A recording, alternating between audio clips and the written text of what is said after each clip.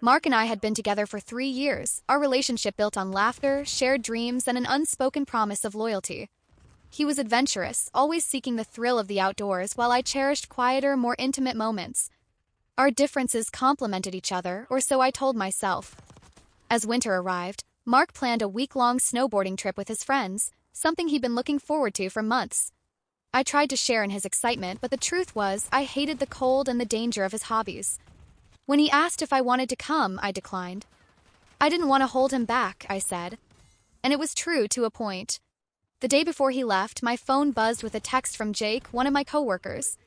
"Looking forward to catching up soon," it read. Mark's eyes flicked to the screen. I could see the unease flash across his face. "Jake?" he asked, his tone careful. I laughed it off, planting a kiss on his cheek. "Don't be silly," I said. "You have nothing to worry about."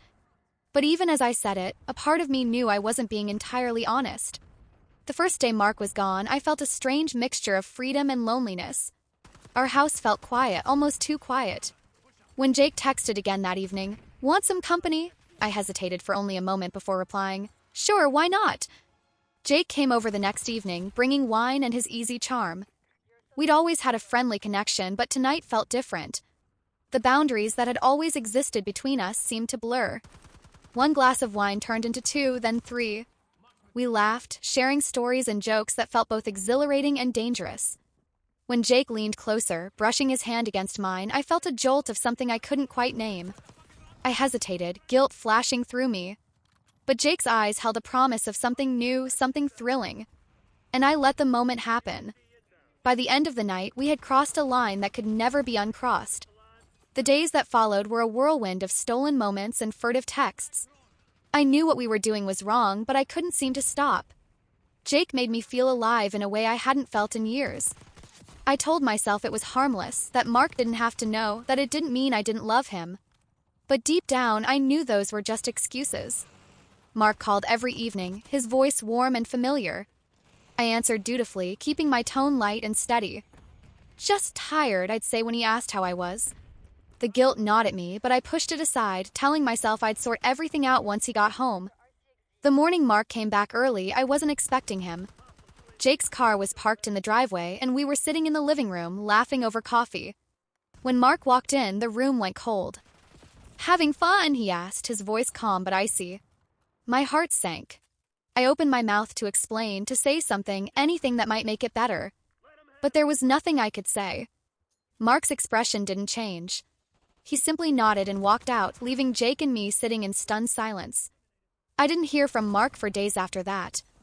When I finally tried to call him, I realized he'd blocked me. Then the fallout began.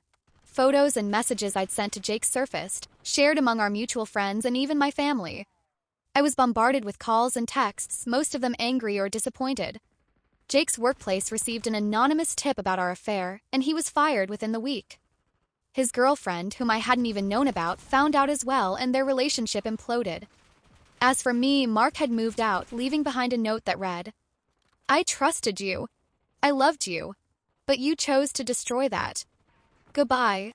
He'd also canceled our joint accounts and taken back gifts he'd given me over the years. I was left alone to pick up the pieces of my life. Months later, I saw a photo of Mark on social media. He was at the top of a mountain, snowboard in hand, smiling against a backdrop of endless sky and snow. He looked happy, truly happy. Seeing him like that hurt, but it also made me realize just how much I'd lost. Mark's betrayal had been subtle but devastating. He hadn't yelled or made a scene. Instead, he'd dismantled my life piece by piece, leaving me to deal with the consequences of my own choices. And in the end, he'd moved on, stronger for it.